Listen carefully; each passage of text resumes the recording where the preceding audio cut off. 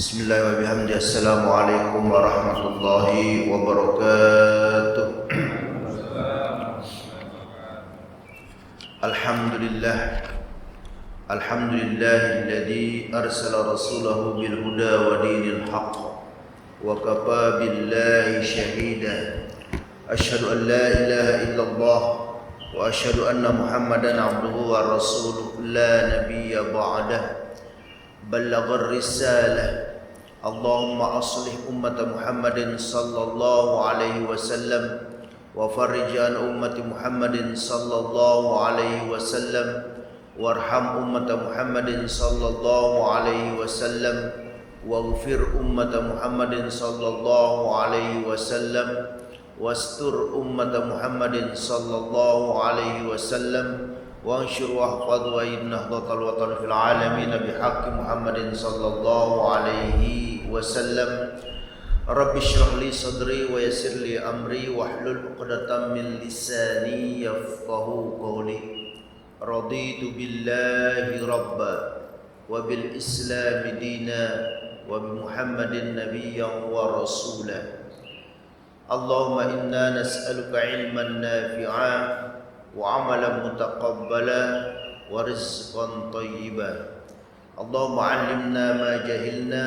وذكرنا ما نسينا وفهمنا ما لا نفهم وزدنا علما وألحقنا بالصالحين أما بعد يا أيها الذين آمنوا اتقوا الله حق تقاته ولا تموتن إلا وأنتم مسلمون وقال رسول الله صلى الله عليه وسلم خير الناس أنفعهم للناس صدق الله وصدق رسول الله صلى الله عليه وسلم حضرة المكرمين والمكرمات ikhwan dan akhwat segenap jamaah kaum muslimin wal muslimat, jamaah majlis ta'lim, majlis kajian masjid Baitur Rahim yang insya Allah semua kita dimuliakan dan dirahmati oleh Allah Subhanahu wa Ta'ala. Wabil khusus tentunya yang sama kita hormati segenap DKM Masjid Baitur Rahim, tentunya iringan doa mudah-mudahan segala yang telah diprogramkan, yang sedang maupun yang akan diprogramkan semua diijabah, dikabul dan dimudahkan oleh Allah Subhanahu wa Ta'ala. Ikhwan dan akhwat jamaah kaum muslimin wal muslimat yang dimuliakan Allah Subhanahu wa Ta'ala, tentunya kalimat alhamdulillah pertama kali kita panjatkan kehadirat Allah Subhanahu wa Ta'ala, karena dengan izin Allah pada pagi hari ini kita bisa bermuajahah, bisa bersilaturahmi dalam rangka thalabul ilmi. Semoga apa yang akan kita kaji pada pagi hari ini Allah bukakan hati kita, Allah berikan kita kepahaman sehingga bisa kita amalkan dalam hidup dan kehidupan kita dalam rangka mencari ridha dan maghfirah dari Allah Subhanahu wa Ta'ala. Salawat serta salam tak lupa kita curahkan kepada Rasulullah sallallahu alaihi wasallam wa ala alihi wa sahbihi wa man tabi'ahu ila yaumil qiyamah. Ikhwan dan akhwat segenap jamaah kaum muslimin wal muslimat yang dimuliakan Allah Subhanahu wa Ta'ala, pada hari ini kita akan mencoba mengupas sebuah kitab karya daripada Syihabuddin Ahmad atau yang dikenal dengan Imam Ibnu Hajar Al-Asqalani. Ya, beliau juga mengarang kitab Fathul Bari. Nah, di dalam kitab ini beliau menulis kitab yang bernama Al-Munabbihat 'alal Isti'dadi Liyaumil Ma'ad.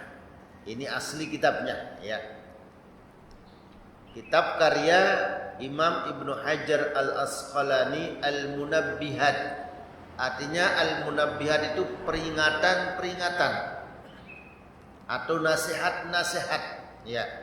Alal isti'dad liyaumil ma'ad, ya.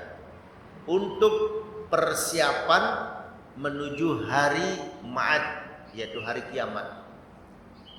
Jadi ada beberapa peringatan-peringatan, nasihat-nasihat dari Imam Ibnu Hajar Al-Asqalani, ya, apa yang harus kita siapkan menuju yaumil ma'ad, yaitu hari kiamat.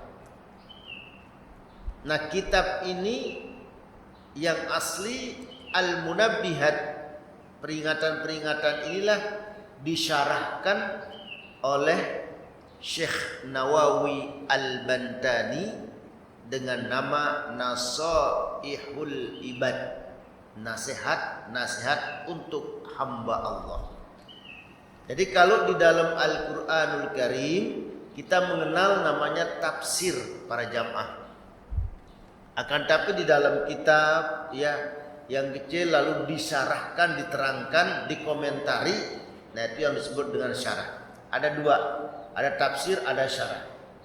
Nah, Al-Quran itu secara tekstual mungkin kita sulit untuk memahaminya para jamaah, dengan keterbatasan ilmu, pengalaman, dan lain sebagainya. Maka lahirlah para ulama-ulama kita mentafsirkan, menjelaskan Al-Quran. Itulah kalau Al-Quran disebut tafsir, penjelasan. Lahirlah tafsir Al-Quran yang kita kenal, ya, tafsir Ibnu Katsir, tafsir tafsir kitab Jalalain, atau tafsir At-Tabrani, dan banyak macam-macam daripada tafsir Al-Quran. Karena secara tekstualnya kita memahami Al-Quran itu sangat sulit dengan keterbatasan ilmu, pengalaman, dan lain sebagainya. Itu istilah di dalam Al-Quran disebut tafsir Al-Quranul Karim. Adapun di dalam kitab misalnya para jamaah, seperti yang kita kaji pada pagi hari ini, asli kitab itu namanya Al-Munabbihat alal Isti'dadi Liyaumil Ma'ad, karya Imam Ibnu Hajar Al-Asqalani.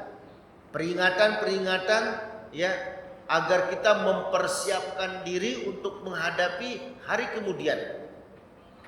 Nah, karena secara tekstualnya ini karya daripada Imam Ibnu Hajar Al-Asqalani ini, ya, maka disyarahkan. Disyarahkan itu bisa maknanya dikomentari, diterangkan oleh Imam Nawawi, oleh Syekh Nawawi Al-Bantani, seorang ulama Nusantara. Dikasih nama Al-Bantani karena dari Banten, ya. Seorang ulama Nusantara yang masyhur di kota Makkahul Mukarramah. Beliau menjadi imam besar di Masjidil Haram dan wafat di Makkahul Mukarramah. Karena itu Indonesia itu sesungguhnya harum namanya di kota Mekah. Karena banyak para ulama-ulama Nusantara yang tinggal di Makkahul Mukarramah, mengajar di Masjidil Haram, imam di Masjidil Haram, dan bahkan banyak para ulama-ulama Nusantara ini wafat di sana. Ya.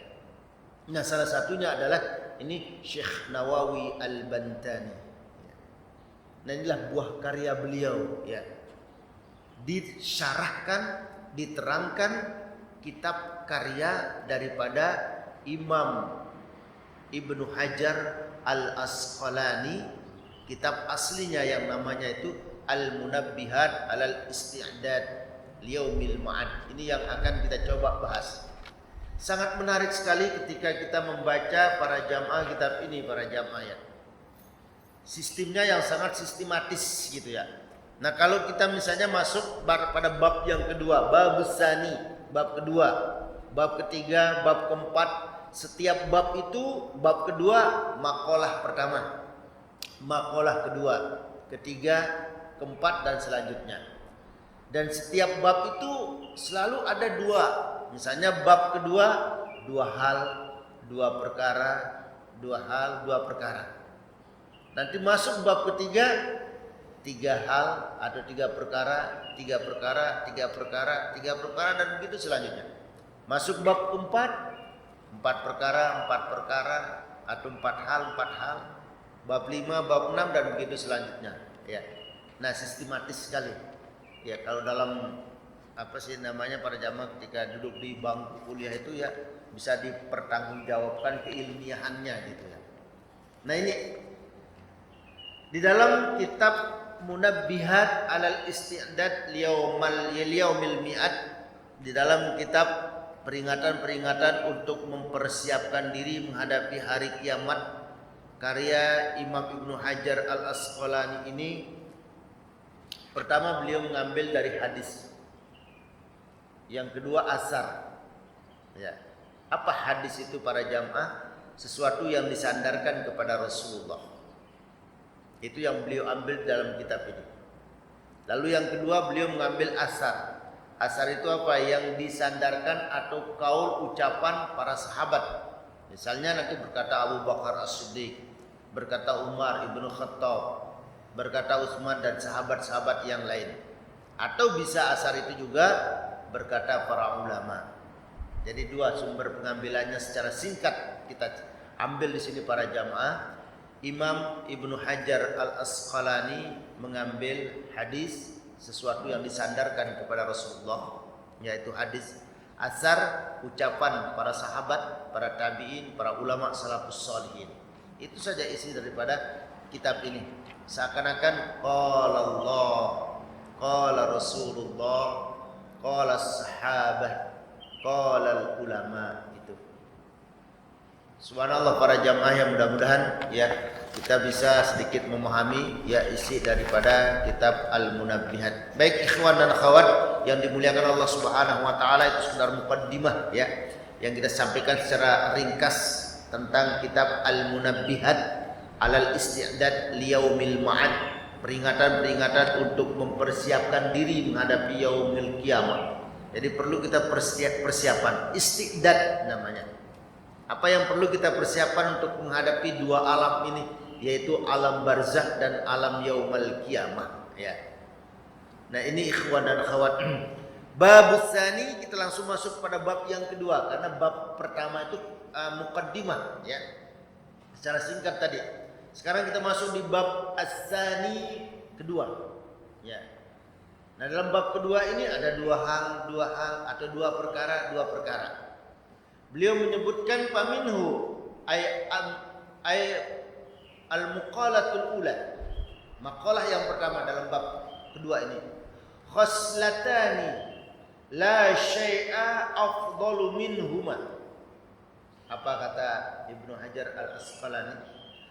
Khoslatani, ada dua hal, ada dua perkara, la syai'a afdalu minhuma, yang paling afdol, tidak ada yang bisa menandingi kemuliaannya. Ya, ini ada dua hal yang paling mulia dalam hidup dan kehidupan kita. Tidak ada yang lebih mulia dari dua hal itu. Nah, ini maksudnya afdol. Ya. Di dalam kehidupan kita ini ikhwan dan akhwat, para ibu dan bapak ya, khoslatani kata Imam Ibnu Hajar Al-Asqalani.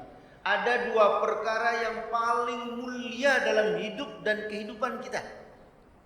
La syai'a, tidak ada sesuatu pun yang bisa menandingi kemuliaan dua hal ini.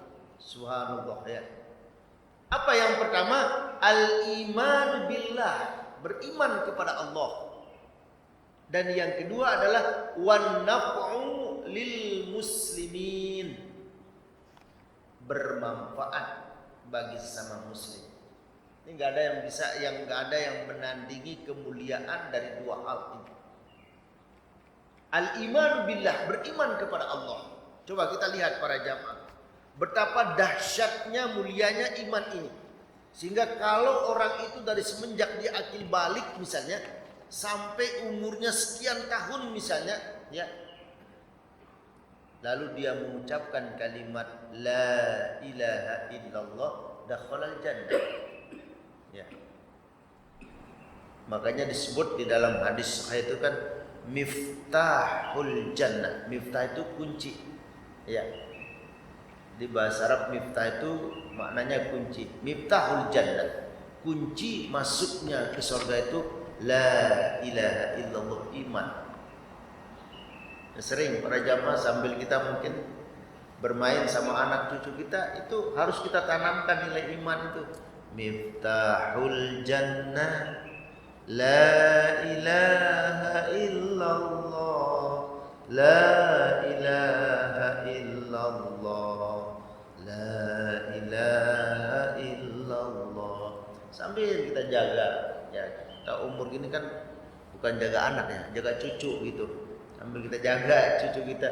Miftahul jannah, kunci. Nah, kunci masuk surga itu la ilaha illallah. Bahkan ini cara kita mentajdid, memperbaharui iman kita. Rasul menyuruh kita, jaddidu imanakum, perbaharui iman kalian. Terus kita perbaharui iman kita para jamaah. Bagaimana cara kita? Salah satu cara kita memperbaharui iman kita, waqsiru min qauli la ilaha illallah. Perbanyak, sering sebanyak-banyaknya kita mengucapkan kalimat la ilaha illallah, la ilaha illallah. Cara memperbaharui iman kita, ya. Harus iman ini saat sekarang ini, ya, terus kita perbaiki iman kita. Ini baiknya, ya, dahsyatnya yang namanya iman, karena ini perkara yang paling afdol, yang paling mulia dalam kehidupan kita. Pertama iman. Inilah yang disebut dengan mutiara intan yang paling mahal adalah iman. Kita ingin menjalani hidup ini dengan iman para jamaah, dan kita ingin juga menghadap atau meninggalkan dunia ini dalam keadaan iman. Dan masalah iman ini para jamaah, inilah dakwah Rasulullah.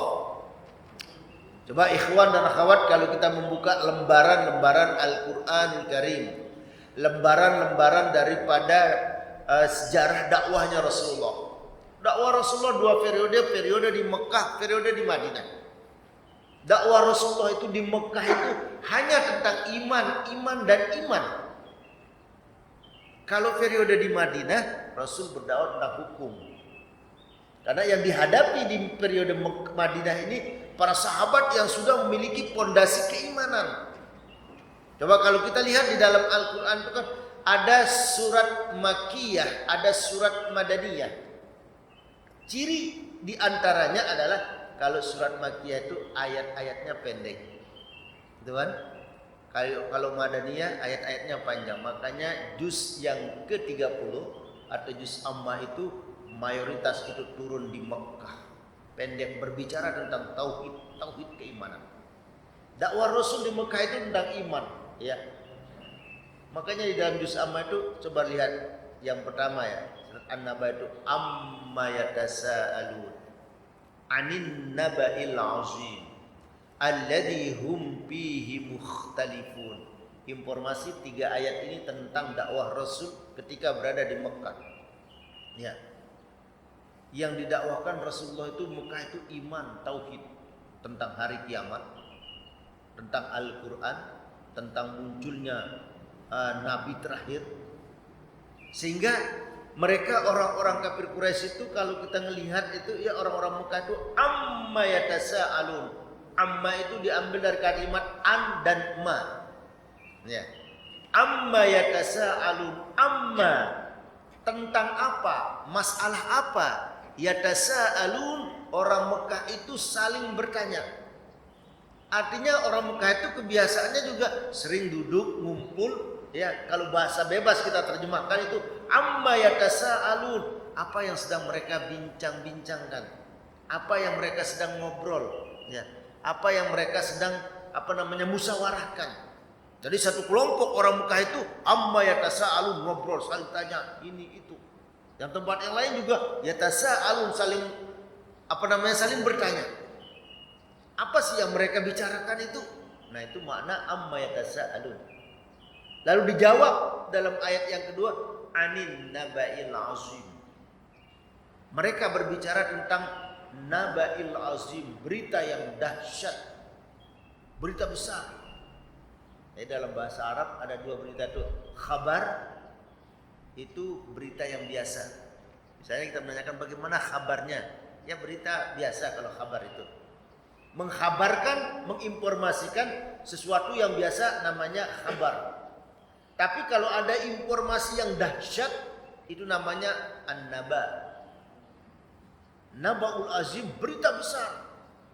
Ya, apa berita besar itu yang dibicarakan oleh orang-orang kafir, orang-orang penduduk Mekah itu? Berita besar tentang hari kiamat. Berita besar tentang turunnya Al-Quran itu nabaul azim, berita besar. Berita besar tentang munculnya ya Rasul terakhir. Makanya ketika membicarakan tentang hari kiamat, macam-macam orang-orang Mekah itu ada yang gali kuburan, ya, yang orang yang sudah meninggal tulang-tulangnya dikumpulkan dibawa ke Nabi Muhammad. Wahai Muhammad, ini tulang orang yang sudah meninggal ini, masa iya nanti dibangkitkan kembali? Ajaran apa yang kau bawa wahai Muhammad? Itu komentar orang-orang Mekah ketika itu. Itulah nabaul azim, berita besar. Mereka juga berbicara tentang Al-Quran, ya. Bahkan Nabi Muhammad ya, yang kita lihat di dalam surat Al-Anfal ayat 30 itu, wa idza tutla alaihim ayatuna, ingat ketika Al-Quran dibacakan di hadapan orang-orang Mekah itu ya, orang-orang Mekah itu berkomentar, qalu qad sami'na law nasha'u lakunna misla hada. Wahai Muhammad, apa yang kau baca itu sudah pernah kami dengar. Kalau kami bisa, kalau kami mau, kata orang-orang Mekah itu, kami bisa bikin Al-Quran yang kusampaikan itu tidak ada lain adalah cerita belaka.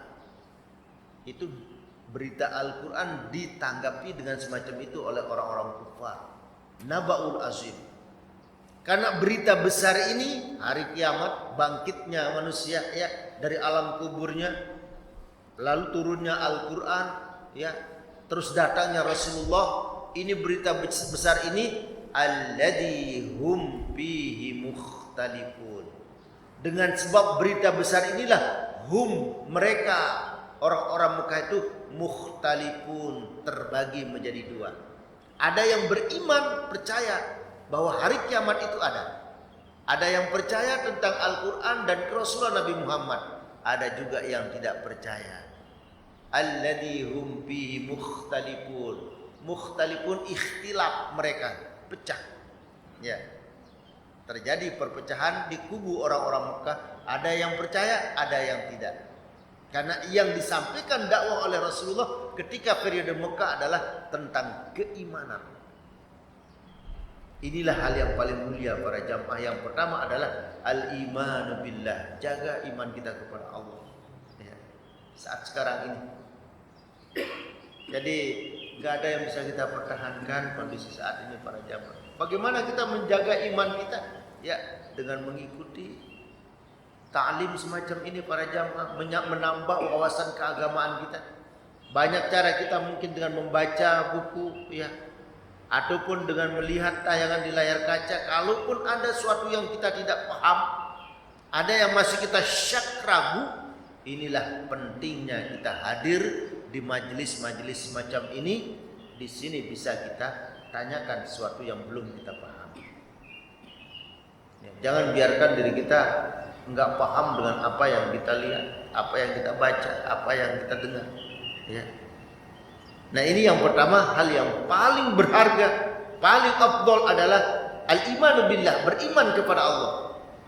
Perbaharui iman kita terus ya dengan banyak berzikir, dengan banyak mengucapkan kalimat la ilaha illallah. Ya.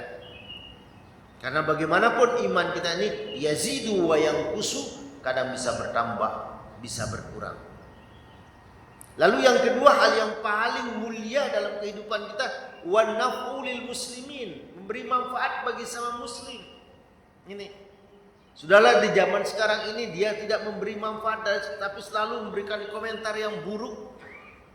Bagaimana cara kita memberi manfaat bagi sesama muslim? Bil maqali, baik Anda memberi manfaat dengan ucapan. Ya, dengan memberikan saran ke orang lain, itu memberi manfaat namanya. Ya. Au bil jahi di sini. Atau kita bisa memberi manfaat kepada sama muslim itu dengan jahi, artinya dengan power, kekuasaan kita. Kita mungkin punya kekuasaan, ya, punya kekuatan. Dengan kekuasaan itulah kita melindungi sesama muslim yang tidak memiliki kekuatan, yang tidak memiliki kekuasaan, maka Anda sudah memberikan manfaat dengan kekuasaan yang Anda miliki. Jangan gunakan power kekuasaan kita itu ya untuk menindas. Ini kesalahan. Ya. Au bil mali. Yang ketiga, boleh Anda memberi manfaat kepada sama muslim bil mal dan harta. Nah. Kalau kita diberikan rezeki. Kalau nggak bisa juga au bil badani. Boleh memberi manfaat dengan anggota badan kita. Dengan tenaga kita. Ya. Bahkan yang kita sering sampaikan dengan menuangkan air ke gelas sesama teman kita ya. Jangan kau anggap remeh yang namanya kebaikan semacam itu. Ini saya melihat sebuah hadis para jamaah ya. Hadis yang diriwayatkan oleh oleh Imam Muslim bahwasanya kan ada Rasulullah sallallahu alaihi wasallam menyebutkan ra'aitu rajulan yataqallabu fil jannah. Rasulullah ra'aitu, aku melihat, kata Rasulullah, rajulan seseorang yataqallabu fil jannah ya, yang bersenang-senang fil jannah di dalam surga. Jadi pernah Rasulullah diperlihatkan ada umat Rasulullah yataqallabu, mondar-mandir, senang-senang menikmati semua fasilitas yang ada di surga. Coba, siapa sih orang ini ya? Kalau bahasa kita, siapa itu orang menikmati semua kenikmatan-kenikmatan yang ada di surga? Dipersilahkan dia. Ya. Apa sebabnya? Rasulullah bertanya, wahai Jibril, apa amalan umatku itu yang bersenang-senang di dalam surga? Ternyata sepele para jamaah. Fi syajaratin qata'aha fi zahrit tariqi. Perbuatannya adalah dengan sebab qata'aha, memotong ranting pohon ya, yang ada fi zahrit tariq. Tariq itu yang ada di pinggir jalan, di mana ranting pohon ini kanat tu'dil muslimin, suka mengganggu, menyakiti orang yang sedang berlalu lalang. Itu aja perbuatan manfaat ya, dengan sebab ranting pohon yang dia potong karena itu mengganggu, menyakiti orang yang berlalu lalang, itu diberikan dia fasilitas. Dalam riwayat Imam Muslim, dia bersenang-senang yataqallabu fil jannah, menikmati hidangan ya, menikmati fasilitas yang ada di dalam surga. Mulia sekali, luar biasa. Bahkan ada sahabat Rasulullah, para jamaah ya, kerjanya apa sahabat Rasulullah ini? Enggak pernah mau bersalaman sama Rasul. Coba.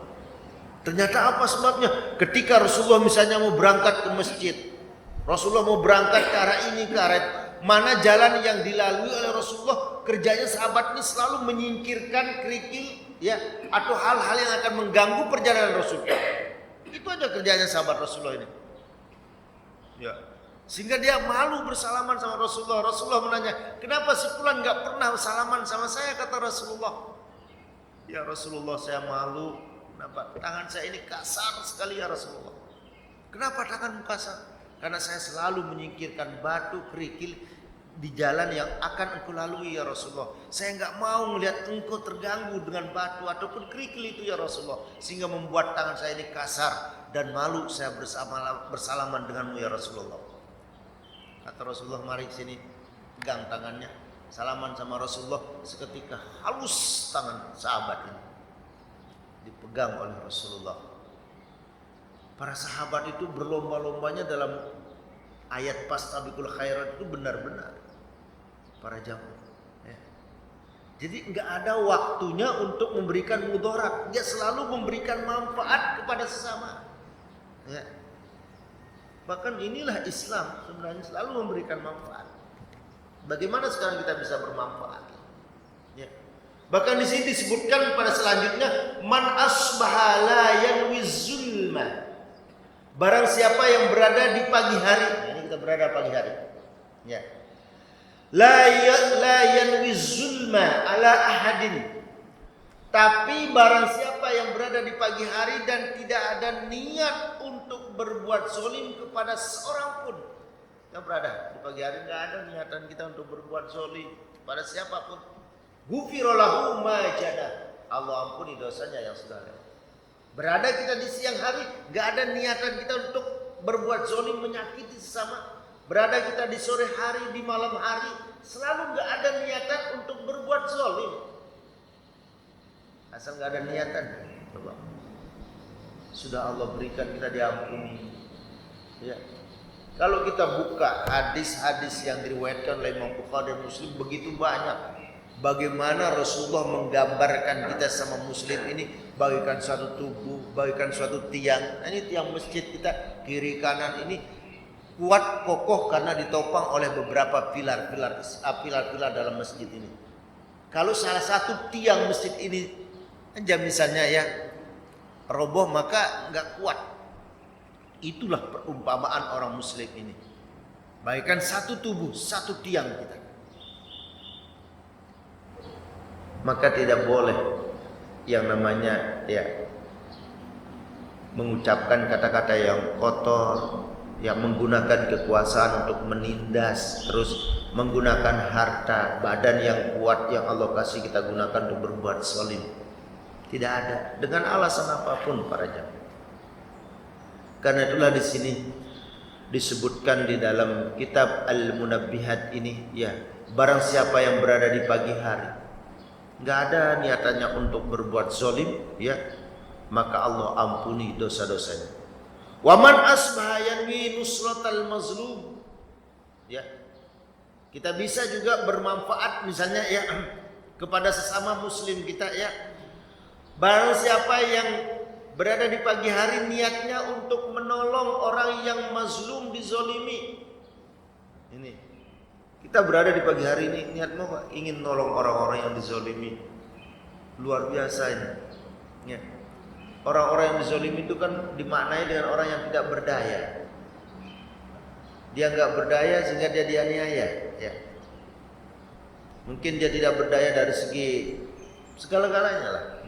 Dari segi mal, harta, dari segi kekuatan, dari segi ilmu, sehingga dia nggak berdaya.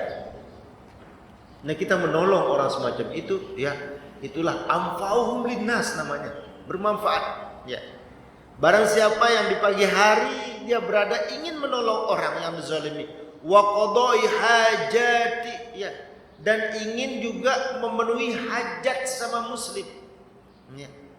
Kalau qada hajatnya apa namanya? Qada hajatil muslim, nyenengin orang kalau bahasa. Ya. Mau kemana kamu itu? Ke rumah teman, ke rumah tetangga untuk apa? Sekedar nyenengin. Nyenengin itu memang memenuhi hajat, subhanallah. Ya. Menggembirakan, ya. Memenuhi hajatnya, ya. Kanat lahu ka ajri hajjatin mabrurah, ya. Orang yang niatnya menolong orang yang terzolimi, terus dia niat juga untuk memenuhi hajat-hajat sama muslimnya, luar biasa. Pahalanya diberikan oleh Allah seperti keajri hujjah, orang melaksanakan ibadah haji pahalanya. Asal mau menolong orang yang terzolimi. Ya Allah, betapa indahnya orang-orang yang mampu bisa menolong orang-orang yang teraniaya itu. Dan di sini juga disebutkan ya ahabbul ibadi ilallahi anfa'uhum linnas. Hamba-hamba yang paling dicintai oleh Allah, hamba yang sangat dicintai oleh Allah adalah anfa'uhum, ya, anfa'un nas linnas, yaitu manusia yang paling bermanfaat bagi sesamanya. Itu hamba yang paling dicintai oleh Allah. Sudah seberapa banyak kita memberi manfaat kepada linnas sama, ya. Wa afdalul a'mal, dan amalan yang paling afdal, yang paling mulia. Apa itu? Idkhalus sururi ala qalbil mu'min. Memasukkan rasa gembira di hati orang mukmin. Itu amalan yang paling afdal, yaitu menggembirakan tadi. Dakhala. Idkhal surur. Surur itu bahagia, memasukkan rasa bahagia di hati orang mukmin. Artinya apa? Menyenangkan hatinya. Ya. Kita diajak misalnya minum jus ini, jus itu misalnya, tapi kita pantangan misalnya sepukat kita pandangan, tapi kita hadir. Kamu kok nggak suka jus tapi kok ikut, sekedar menyenangkan aja. Nyenengin teman saja udah itu amalan yang paling penting. Banyak-banyaklah menyenangkan hati orang. Ya. Dan ada semacam para jamaah, ada semacam ketenangan hati ketika kita bisa bermanfaat bagi sesama. Kita akan menemukan kedamaian di dalam hati kita sendiri ketika kita bisa memberikan ketenangan di hati sesama muslim. Ini yang disebutkan oleh Imam Ibnu Hajar Al-Asqalani. Amalan yang paling afdal kalau Anda mampu bisa menyenangkan hati orang. Terus yang kedua adalah yatrudu anhu ju'an. Juga amalan yang paling afdal itu kalau Anda mampu menghilangkan rasa lapar. Ada orang kelaparan, kita mampu menghilangkan rasa laparnya itu, artinya memberi dia makan. Ya, ini termasuk tingkatan amalan yang paling afdal kata Imam Ibnu Hajar Al-Asqalani. Ya. Dan sekarang alhamdulillah kita melihat ya, Jum'ah berkah namanya ya, istilahnya itu. Macam-macam lah istilahnya, Jum'ah berkah, Jum'ah sedekah Jum'ah itu. Pada Jumat itu banyak kita lihat di masjid. Kadang-kadang ada jamaah donatur kita misalnya yang ikhlas ya, mengirim nasi box untuk setiap selesai sholat Jumat mengambil. Nah itu juga termasuk di sini ia terudu ya, ia terudu anhujuan, termasuk juga menghilangkan. Nah kita juga nggak ketinggalan ya kalau kajian di Baitur Rahim pekan Sabtu Ahad biasa kita santapan jasmani ya, cuman kondisi normal kembali seperti itu. Kalau kondisi nggak normal begini ya, begitu selesai kajian pulang santapan jasmaninya di rumah masing-masing gitu. Nah ini amalan yang paling afdal menghilangkan rasa lapar itu. Sebab para jamaah kita belum ngalamin kali para jamaah. Ada nggak ikhwah dan akhwat kira-kira mengalami sampai merasa pernah megang perut nggak para jamaah ya? Megang perut dalam arti yang lapar. Kayaknya kalau kita lihat jamaah-jamaah kita di Baitur Rahim ini kenyang-kenyang terus kayaknya ya. Kalau kita lihat di pelosok itu subhanallah ya, dia benar-benar lapar. Apa Ustaz? Menghilangkan rasa itu amalan yang paling afdal. Ya.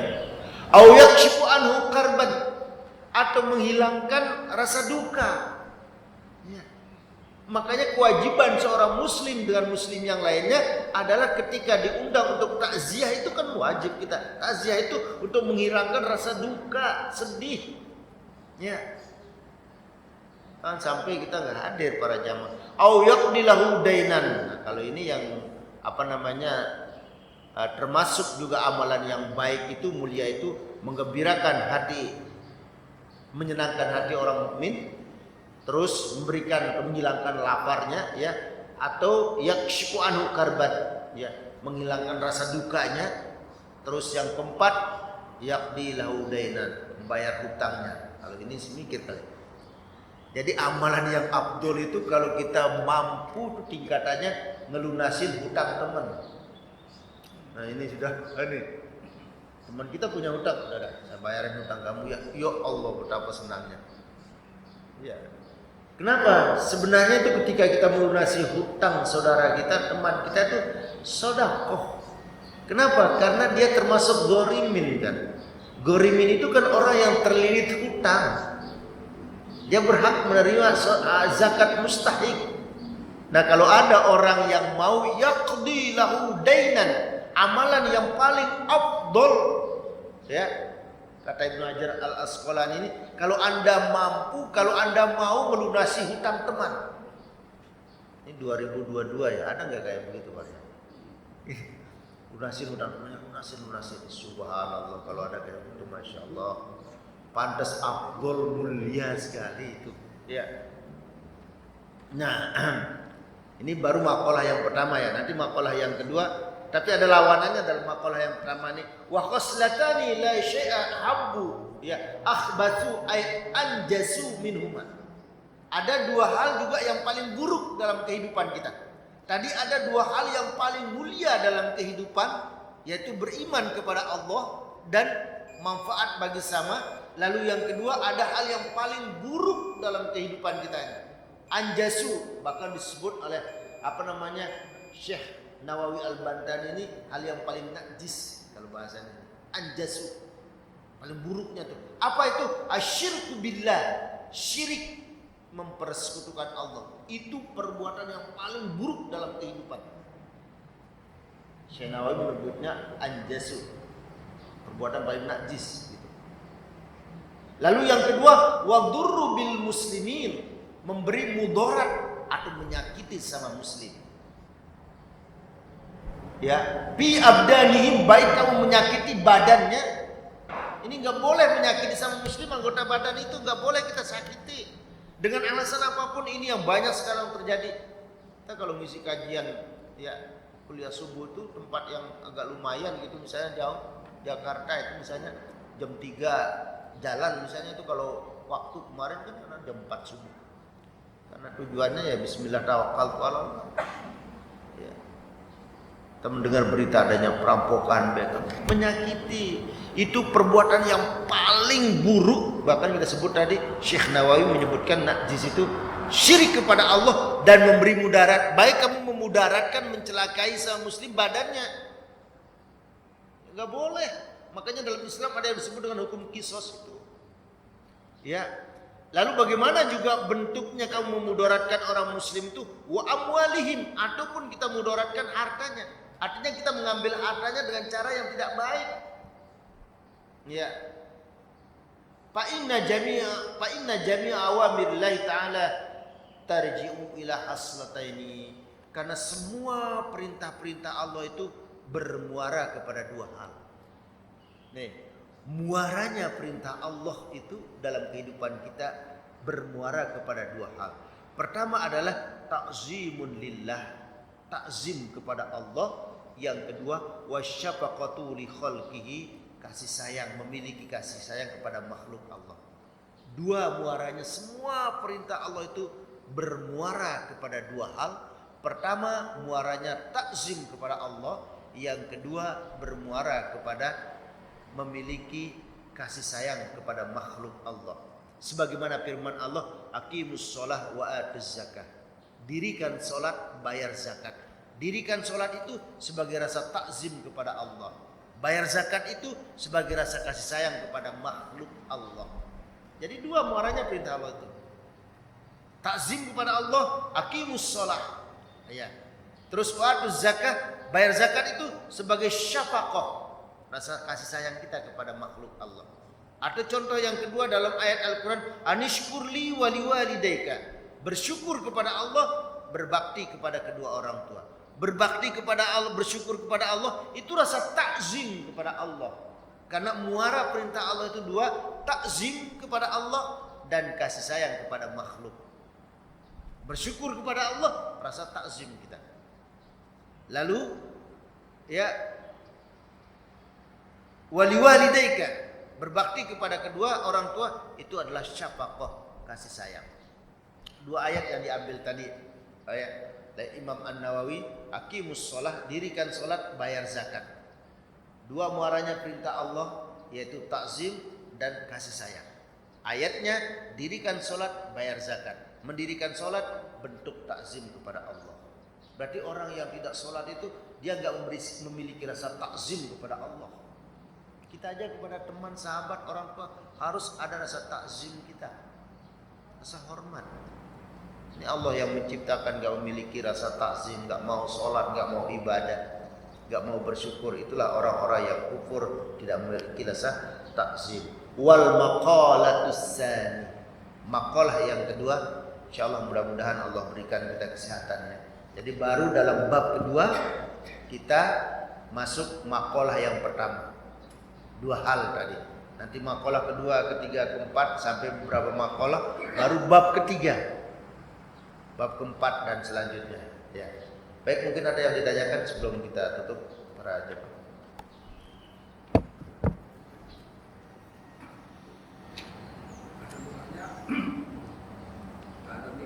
Oh, enggak ada. Masya.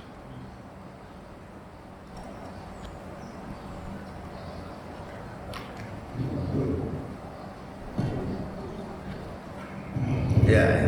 Ada yang tanya, atau diwakilkan ya. Jadi ini Pak Ustaz. Ya. Tadi saya sangat terkesan itu. Jadi setiap pagi, ya, tadi Ustaz bilang, ya, orang yang berani. kita harus berniat untuk tidak berbuat zalim. Nah itu langsung surga. Dosanya dimaafkan. Nah itu masalah itu apa itu selama ini kita nggak lihat gitu Ustaz. Tapi memang nggak berbuat zalim, cuma nggak diniatkan aja di hati. Iya. Jadi sebaiknya itu diniatkan. Iya. Jadi setelah sholat subuh kita lihat tidak akan Iya. Baik. Masih ingat ayahanda kisah yang kita sampaikan yang sahih itu, yang ketika Rasulullah sedang duduk dengan para sahabat, lalu Rasulullah menyebutkan, wahai para sahabat, jangan ada yang pulang, ahli surga akan datang. Masih ingat kisahnya? Sahabat yang disebut ahli surga oleh Rasulullah. Ternyata dia datang, para sahabat Abu Bakar, Umar, Utsman kan kepingin, siapa sih? Seperti apa? Kalau bahasa kita pinjam, seperti apa potongannya orang yang disebut ahli surga oleh Rasulullah? Ketika dilihat kan, datang orang itu, sahabat itu nggak disebut namanya oleh Rasulullah. Dia ngambil air wudhu, sholat, pulang. Hari kedua juga begitu. Para sahabat jangan pulang, ahli surga mau datang. Yang datang itu yang kemarin. Begitu sampai 3 hari kan. Kita ingatkan ya kisah itu. Sahih kisahnya itu. Akhirnya sampai hari ketiga dia juga sahabat itu datang ke masjid, dia ngambil air wudhu pulang. Lalu Abdullah ibnu Umar ingin melihat apa amalannya sehingga dia disebut ahli surga oleh Rasulullah. Nginap Abdullah ibnu Umar di rumah sahabat yang disebut ahli surga itu 3 hari 3 malam. Tapi tidak ada amalan yang istimewa dilihat, nggak ada amalan yang luar biasa begitu. Akhirnya sampai hari ketiga bertanya, Abdullah bin Umar bertanya, saya mau pulang. 3 hari 3 malam saya tidur nginap di rumahmu. Saya ingin melihat amalanmu apa sehingga disebut ahli surga. Tapi gak ada yang mulia.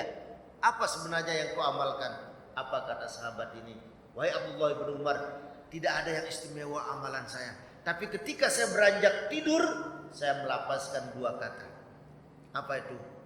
Ya Allah, sebelum mata saya terpejamkan, ya Allah, semua orang yang berbuat zalim kepada saya sudah maafkan ya Allah. Itu yang pertama saya ucapkan.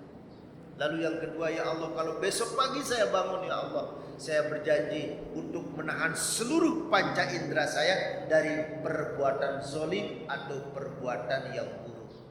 Itu yang selalu saya ucapkan. 2 hal ini sehingga saya disebut ahli surga.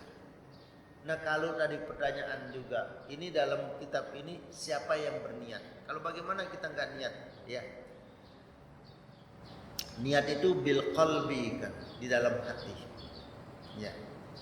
Dan para ulama menyebutkan an-niyatu muqtarinan bi fi'lihi. Niat itu berbarengan dengan perbuatan. Gak ada orang yang sedang main kartu misalnya sambil dia berzikir, bertentangan. Ya.